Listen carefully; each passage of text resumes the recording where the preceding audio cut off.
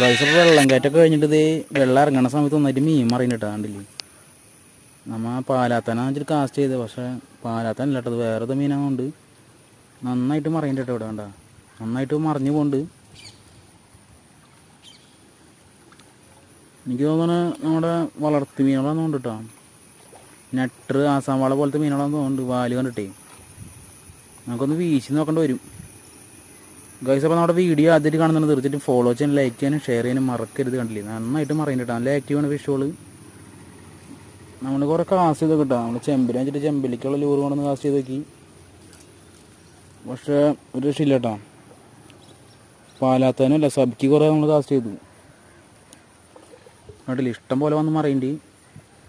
അപ്പോൾ ഇതുപോലുള്ള വീഡിയോസ് കാണാനായിട്ട് നമ്മുടെ ചാനൽ ഫോളോ ചെയ്യാനും ലൈക്ക് ചെയ്യാനും മറക്കരുത്. കണ്ടില്ലേ ഇഷ്ടം പോലെ മീൻ മറിയുന്നുണ്ട് കേട്ടോ.